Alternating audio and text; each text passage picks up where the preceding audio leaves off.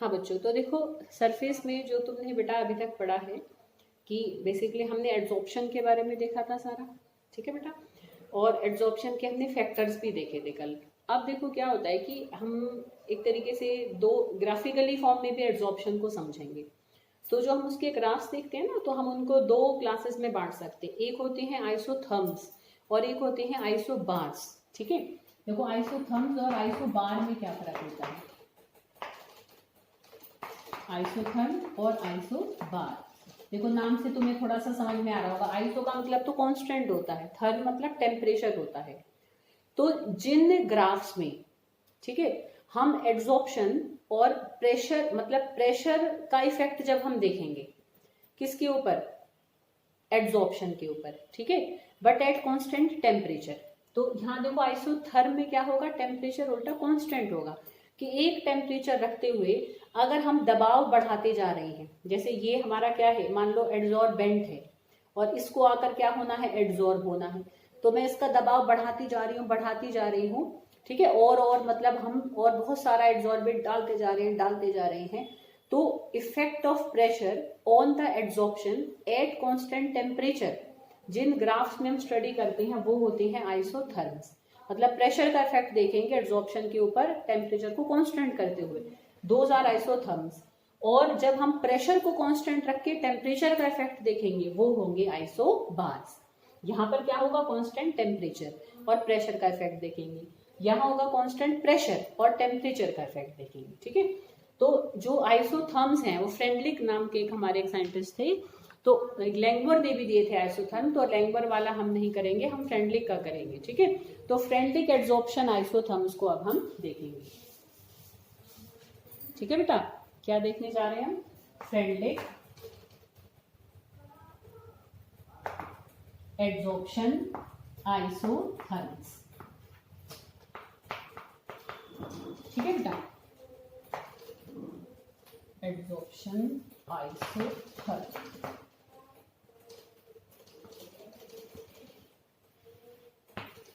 ठीक है, तो यहाँ बहुत गर्मी है कल से ही, हाँ पंखा भी नहीं चल रहा है लैब का, लाइट आती तो भी नहीं चलता। चलो ना इलेक्ट्रिशियन जी आने को तैयार है, कोई बात नहीं। तो देखो बेटा यहाँ पर, तो इधर देखो क्या हो रहा है कि फ्रेंडलिक एड्जॉर्प्शन आइसोथर्म मतलब कांस्टेंट टेम्परेचर पर हम प्रेशर का इफेक्ट जब हम देखते हैं, देखो एड्जॉर्प्शन को हम कैसे हम एक्सप्रेस करेंगे, उसको हम एक्सप्रेस करते हैं x/m से, और यहाँ पर हम प्रेशर देखेंगे, ठीक है। अब तुम्हें ये भी समझना होगा कि x क्या है, m क्या है। तो x तो एक तरीके से क्या है कि mass of adsorbate get adsorbed, कि कितना एड्जॉर्बेट एड्जॉर्ब हुआ, दैट इज x। मतलब x तो किसकी वैल्यू दे रहा है हमें, एड्जॉर्बेट की। और m हमारा क्या है, मास ऑफ एड्जॉर्बेंट टेकन, मतलब कितना एड्जॉर्बेंट हमने लिया, वो तो है m, है ना। मान लो हमने इतना सरफेस लिया है, ठीक है बेटा, तो हम उसको ग्राम में देख रहे हैं या हम मीटर में देख रहे हैं। अगर हम सरफेस की लंबाई चौड़ाई को देखें, मतलब वो हम उसमें चक्कर में नहीं पड़ना। मतलब m क्या है, मास ऑफ एड्जॉर्बेंट टेकन, कि कितना एड्जॉर्बेंट हमने लिया, और x है amount of adsorbate get adsorbed, कि कितना एड्जॉर्बेट एड्जॉर्ब हुआ, ठीक है। भाई जरूरी नहीं ना जितना हम दे उतना हो जाएगा, एड्जॉर्ब कितना हुआ है वो है x, और कितना हमने एड्जॉर्बेंट लिया है वो है m, ठीक है।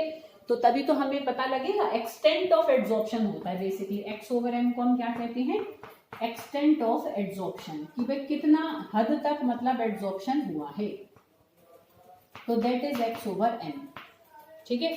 तो x/m को जब हम प्रेशर के अगेंस्ट प्लॉट करते हैं एट कांस्टेंट टेम्परेचर, तो जब हम टेम्परेचर पर हम उसको प्लॉट करेंगे एट कांस्टेंट टेम्परेचर, तो देखो ऐसा ग्राफ आता है बेटा, इस तरीके से आता है, ठीक है बेटा।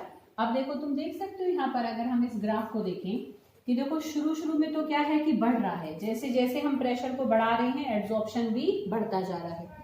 लास्ट में आके बिल्कुल देखो कि बढ़ना बंद, कि अब बेशक कितना प्रेशर बढ़ा रहे हैं, तुम देख सकते हो एड्जॉर्प्शन की तो एक ही वैल्यू शो हो रही है। तो बहुत हाई प्रेशर पर क्या है, अब एड्जॉर्प्शन कांस्टेंट हो गया, अब और नहीं हो रहा है, और लो प्रेशर पर हम क्या देख रहे हैं कि बढ़ता चला जा रहा है, ठीक है। अब हम देखो इसको थोड़ा मैथमेटिकली देखेंगे, और फ्रेंडलिक एड्जॉर्प्शन आइसोथर्म का ये तो ग्राफ है, ठीक है, हम इसकी एक इक्वेशन में निकालेंगे। एक्चुअल में उस इक्वेशन को ही हम फ्रेंडली एड्सॉर्प्शन आइसोथर्म कहते हैं। ठीक है, अगर ऐसे कोई पर्टिकुलरली पूछे, वैसे पूछा आइसोथर्म्स क्या होते हैं, आइसोथर्म्स बेसिकली हमारे ग्राफ्स होते हैं एड्सॉर्प्शन के against pressure at constant temperature. ठीक है बेटा, अब देखो यहां से हम मैथमेटिकली थोड़ी सी कुछ बातें निकालेंगे। देखो क्या निकालेंगे कि देखो हमने देखा एट लो प्रेशर,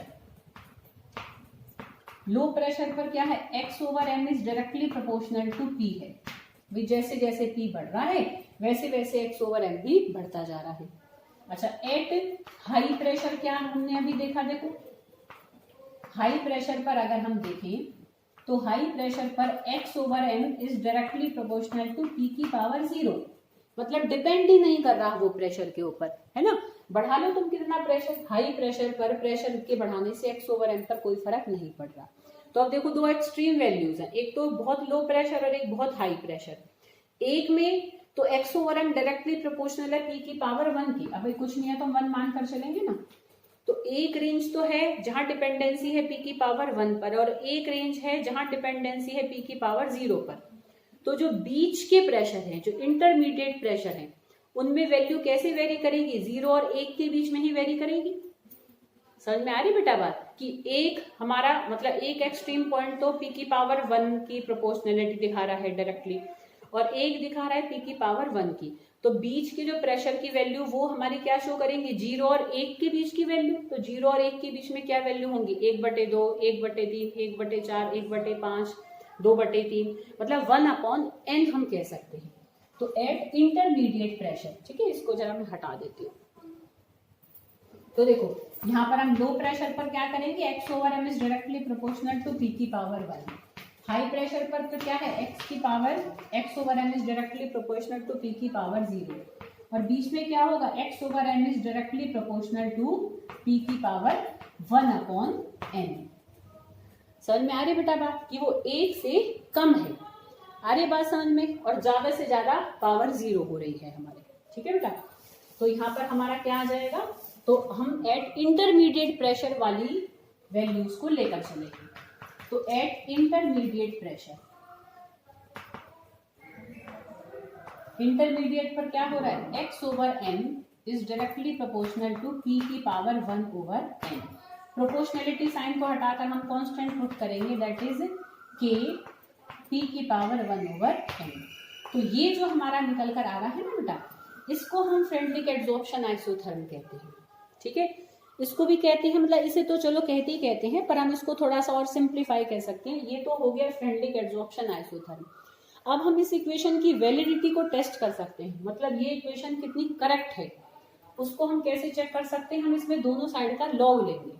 तो देखो जब दोनों साइड का लॉग लेंगे तो क्या होगा, log x/m is equal to, देखो यहाँ क्या आ जाएगा, log k प्लस, देखो जो चीजें मल्टीप्लाई होती है लॉग अप्लाई करने पर वो ऐड हो जाती है ना, और जो पावर होती है वो आगे आ जाती है। भाई ये तो इसकी पावर है, ऐसी है बेसिकली, तो पावर इसकी आगे आ जाएगी, तो 1/n log p बन जाएगा। अब मैं इसको थोड़ा सा बस यहीं की यहीं बदल दूं, देखो मैं इसको आगे लिख लूं, इसको पीछे लिख लूं, उसमें कोई दिक्कत तो नहीं है। ठीक है, देखो मैंने 1/n log p को आगे लिख लिया, प्लस log p को मैंने यहाँ लिख लिया। अब ध्यान से देखो, तो ये स्ट्रेट लाइन इक्वेशन की फॉर्म ले रही है, y is equal to mx plus c। तो अगर मैं log p और log x/m के बीच में अगर ग्राफ प्लॉट करती हूँ, और ग्राफ हमें कैसा मिलता है, स्ट्रेट लाइन मिलता है, तो it means this equation is correct. ठीक है, तो जब हम इनके बीच में ग्राफ प्लॉट करते हैं, देखो यही तो है हमारा y पर क्या आ रहा है, अब log हो गया बस x/m का, और यहाँ पर log p हो गया, x पर log p आ रहा है और y पर log x/n आ रहा है। ठीक है ना, तो जब हम ग्राफ प्लॉट करते हैं तो हमें ऐसे अगर इक्वेशन, ऐसा मतलब हमें ग्राफ मिलता है, तो इट मीन्स कि दिस इक्वेशन इज करेक्ट। तो हमें मिलता है स्ट्रेट लाइन, और ये इक्वेशन करेक्ट भी है, but at very high pressure हमें लाइन सीधी नहीं मिलती। तो हम क्या कहेंगे कि Freundlich adsorption isotherm is correct up to, एक तरीके से क्या है, इंटरमीडिएट वैल्यूज, या हम ऐसे कह सकते हैं this is not valid for high pressure, कि जब प्रेशर बहुत हाई हो जाता है तब ये हमारी इक्वेशन करेक्ट नहीं है। ठीक है, पर मतलब इंटरमीडिएट प्रेशर्स तक ये वैल्यू हमारी क्या है, ये इक्वेशन क्या है, करेक्ट है। ठीक है बेटा, तो इस तरीके से हम इसकी वैलिडिटी को प्रूव कर सकते हैं by applying log on this and plotting graph according to that equation. Clear बेटा, तो ये हमारा क्या है, फ्रेंडलिक एड्सॉर्प्शन आइसोथर्म है प्रेशर के लिए। अच्छा, प्रेशर वर्ड हम कब यूज करते हैं, जब हम गैस को एड्सॉर्ब कराएंगे, क्योंकि देखो ये हमारा एक सॉलिड या लिक्विड सरफेस है और गैस आ रही है उसके ऊपर, तो गैस का हम प्रेशर बढ़ाते जा रहे हैं बढ़ाते जा रहे हैं, तो एड्सॉर्प्शन बढ़ता जा रहा है बढ़ता जा रहा है। ये फिजिकल एड्सॉर्प्शन के लिए ही है, क्योंकि केमिकल एड्सॉर्प्शन तो तुम्हें मैंने पहले बता दिया था, प्रेशर का उस पर कोई खास इफेक्ट ही नहीं होता। तो अब हम गैस को डाले जा रहे हैं, वो और एड्सॉर्ब हो रही है, but at very high pressure वो एड्सॉर्ब होना बंद हो जाती है, तब ये इक्वेशन भी हमारी इनकरेक्ट हो जाती है। तो ये तो हमने बात करी जब कोई गैस है और किसी एड्सॉर्बेंट के सरफेस पर एड्सॉर्ब हो रही है। अब हम इसी इक्वेशन को चेंज करेंगे फॉर सॉल्यूशंस। देखो पॉजिटिव और नेगेटिव एड्सॉर्प्शन तुम्हें कराया था कि एक हमने सॉल्यूशन लिया था, जैसे KCl को पानी में घोला था और फिर उसके अंदर एड्सॉर्बेंट छोड़ा था, याद करो, है ना। तो फिर हमने देखा था जब KCl आकर अगर एड्सॉर्बेंट पर एड्सॉर्ब हो जाता है तो वो पॉजिटिव एड्सॉर्प्शन थी, और KCl अगर मतलब कोई भी सॉल्यूट अगर कम एड्सॉर्ब होता है तो वो नेगेटिव एड्सॉर्प्शन थी। तो जो हमने कंसंट्रेशन वाले, जो हमने सॉल्यूशंस वाली एड्सॉर्प्शन देखी, वहां पर हम प्रेशर नहीं देखेंगे, वहां पर हम क्या देखेंगे, कंसंट्रेशन। भाई जब गैस एब्जॉर्ब हो रही है तो हम देखेंगे कि भाई गैस हम कितने प्रेशर से डाल रही हैं, और जब हम सॉल्यूशंस में से एब्जॉर्प्शन कर रहे हैं तब हम ये देखेंगे सॉल्यूशन हमारा कितना कंसंट्रेटेड है। ठीक है बेटा, आ रही बात समझ में। तो जब हम इसी एक तरीके से फ्रेंडलिक एड्सॉर्प्शन आइसोथर्म को जब गैसेस के लिए करते हैं तब तो ये इक्वेशन होती है, और अगर हम सॉल्यूशंस के लिए करते हैं then P is replaced by C। हम P को कंसंट्रेशन ऑफ सॉल्यूशन से रिप्लेस कर देते हैं, ऐसे हम उसकी वैलिडिटी को भी प्रूव कर सकते हैं, और ऐसे यहाँ पर भी हमारा C आएगा। और ये हमने पाया कि जब सॉल्यूशंस के लिए हम इसकी वैलिडिटी को चेक करते हैं तो वो बहुत ज्यादा कंसंट्रेटेड सॉल्यूशन तक भी हमें स्ट्रेट लाइन इक्वेशन ही मिलती है। It means Freundlich adsorption isotherm is much more correct for solutions rather than for gases. समझ में आई बात कि जब गैसेस का एड्सॉर्प्शन हम स्टडी करते हैं तब तो थोड़े से प्रेशर की बात ही स्ट्रेट लाइन आनी बंद हो जाती है, इसमें ना झुकाव आने लग जाता है कि अब नहीं आ रही स्ट्रेट लाइन, अब बढ़ ही नहीं रहा, अब तो कांस्टेंट हो गया। समझ में आ रही बात। पर जब हम सॉल्यूशंस के लिए अप्लाई करते हैं इसको तो काफी कंसंट्रेटेड सॉल्यूशन तक भी हमें स्ट्रेट लाइन मिलती चली जाती है। क्लियर बेटा, तो this is all about Freundlich adsorption isotherm.